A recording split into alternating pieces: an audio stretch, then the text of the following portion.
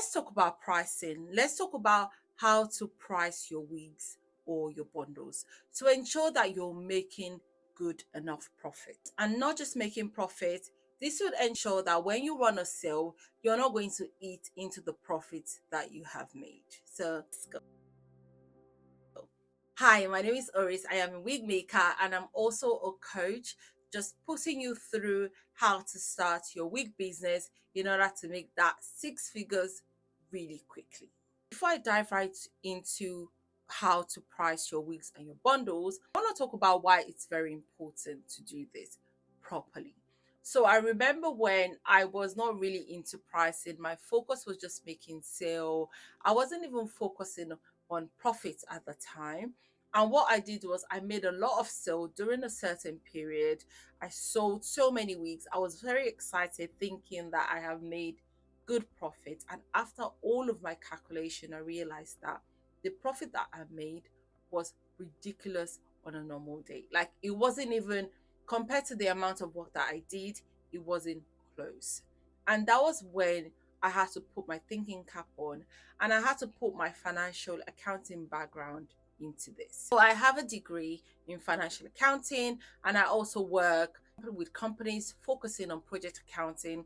So I decided, you know what, why am I not using this skill that I have and just put it into my wig business in order to focus on the pricing that is best for me. This is when I created a step-by-step guide that I use till today in order to make sure that I am making profit and also not just profit, I can give a discount without screaming. So the first step is knowing your total cost of goods. Now, when I say total cost of goods, I'm going to be talking in layman's terms here so that everyone can understand. So the total cost of what you've bought. This is something like how much have you spent in order to get that inventory to you? So how much have you spent to get that wig from your vendor to your door? Let's start by giving you an example because I feel giving an example will make this much more clearer. So I went to my vendor, for example, and I gave him like a list of products, which is the list of bundles that I needed. When he saw the list of bundles that I needed, he came back with a quote, and the quote has the total cost of those bundles and total charge for shipping. And this came up to, let's say, $180. At $180, I was like, okay, that's fine. Let me go and make a payment. So I made a payment using Western Union, and Western Union is charging me $10 for this payment. So guys, this is a made-up scenario. This is not how much they charge. This is just an example.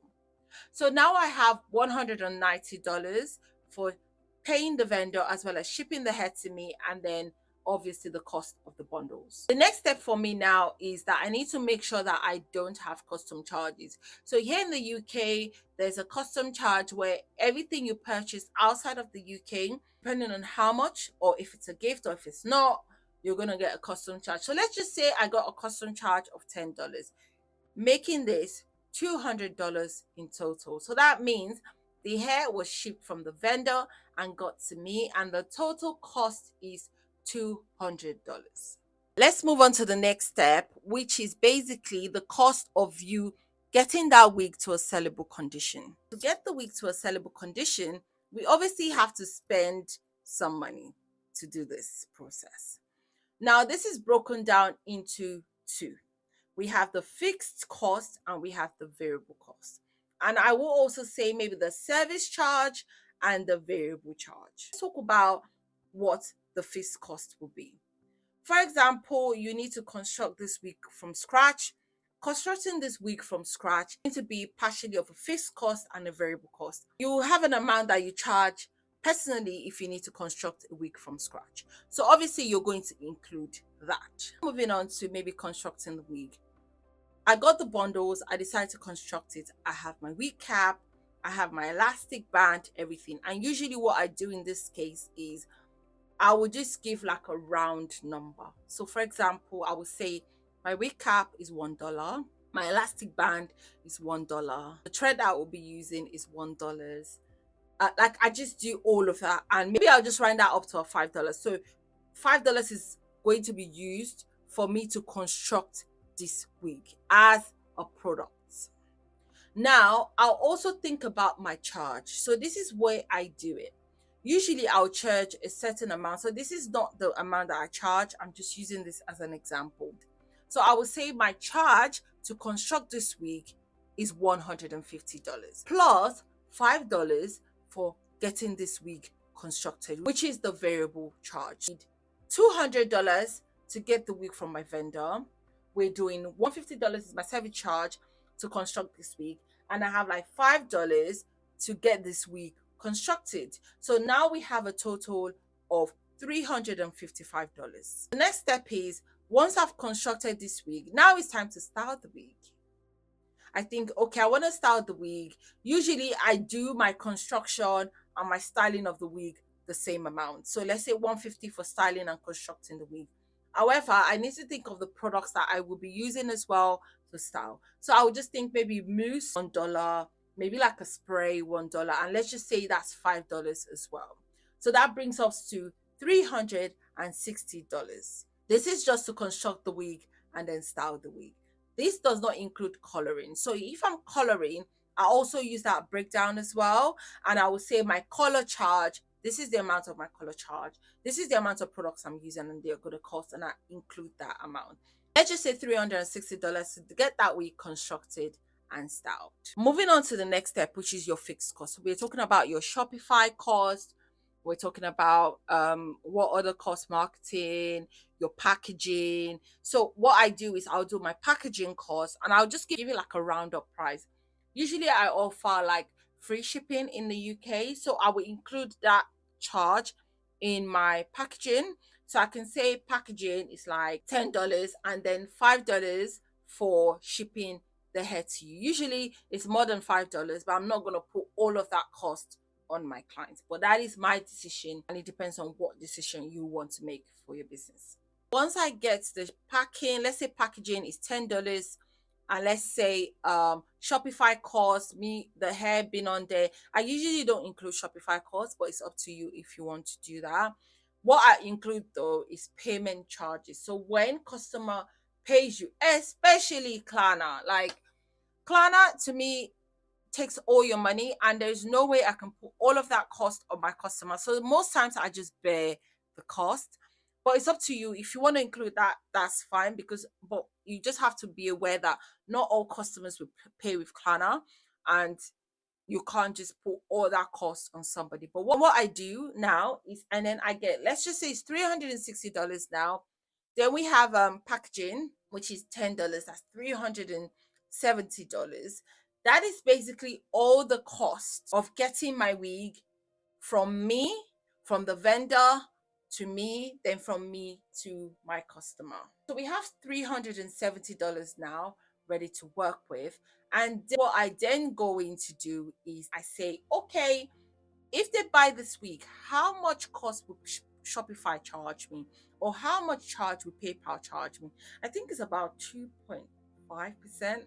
So what I do is I just include that in there. Say like maybe like 2.5% of 360, round it up to $10. We've got 370, we've got $10 in there, that's 380.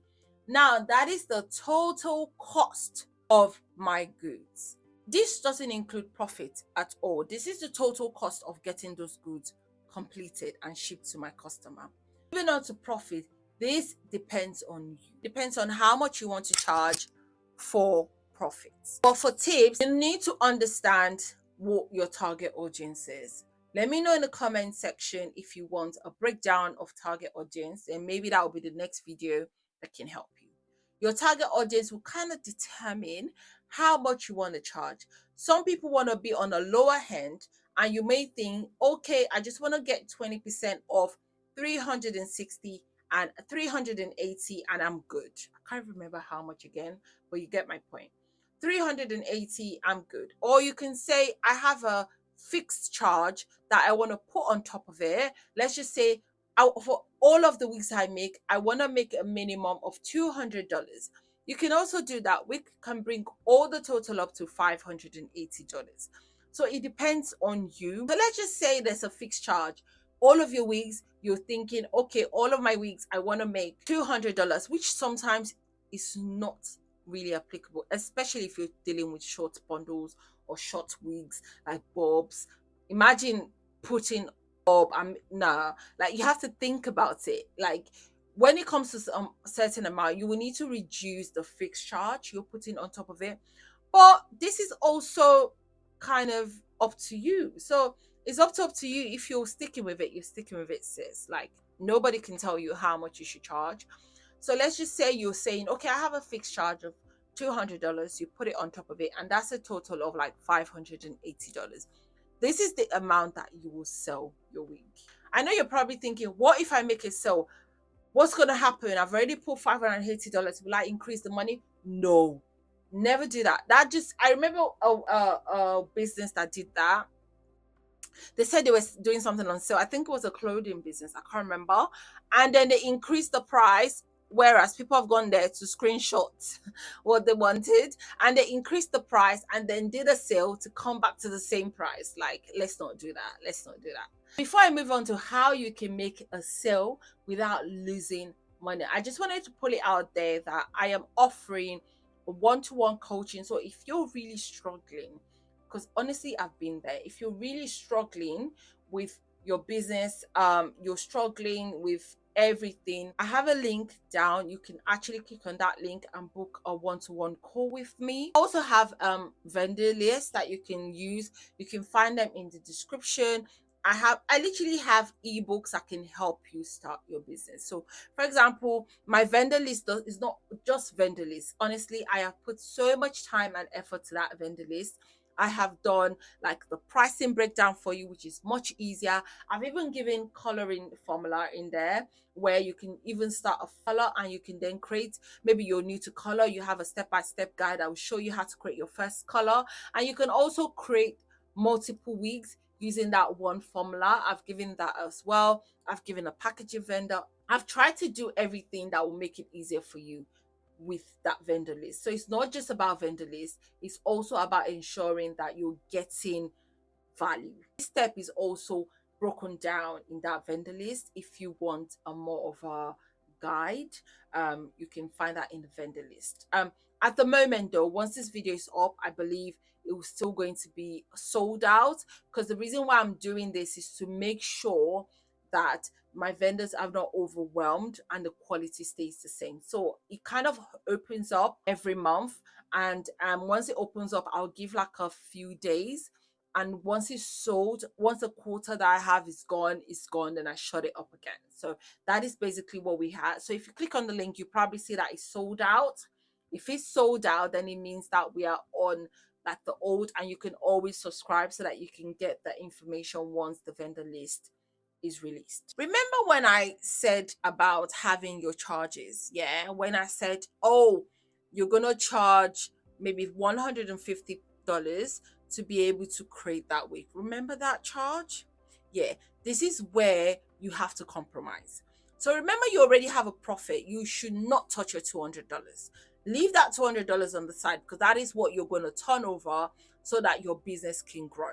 If you don't have any money to turn over, there's a problem. So this is why you have a profit that is just a standalone money that you can put away and not touch, because you've already covered all expenses in that particular week. I'm going to tell you what I do when it comes to having sale. I will compromise and I will lose some money of my wig making charge. So for example, currently having a restock on the 17th of July where I will be giving you £80. I think that's roughly about $100 of a particular wig. And this is basically my $100 coming out of that wig charge. Yeah. So it means that I am actually taking off money from the money that I will charge you to create the wig. I'm charging you a lesser amount so that you can get some money off that wig. So that is what you need to do. I'm sure that it shouldn't be a problem, because at this stage, you're trying to grow your business. Yeah. If you feel like, okay, the money is going to be so small, you can increase your charge. But just bear in mind that you want to be able to have an allowance where when people buy wigs from you, they feel like they're not being, they could just go somewhere else and buy the bundles and then give you the wig to make for them. So you have to think out of the box for that. So this is why you can't, well, it's up to you, but you don't want to charge the exact amount that you would charge someone that bring bundles in. We want to be able to give them some allowance. So what some other of my colleagues do as well is they charge for the bundles that came from the Vietnam or India or wherever you get your bundles from. So they might say, remember when we said that the bundles will come to you and it's $200? They might say, okay, I'm adding like 20% to that $200 or 40, then you say $40, and that is my profit for getting you good hair. You could also do that. And that $40 can be something that you take off the total cost in order to be able to give them a sale. I hope this is clear. I hope I've made this clear enough. But if it's not clear enough, please let me know in the comment section. I'm going to be in the comment section. And if there are any questions that you have, feel free to add them in the comments and I will respond if I have the answers to them. And if I don't have the answers, I'm going to let you know that your girl doesn't have the answer. The step-by-step guide I've just provided will literally ensure that you're not losing your personal profit. You're also able to run a sale, or you can even give family and friends discount without feeling like you're losing any money.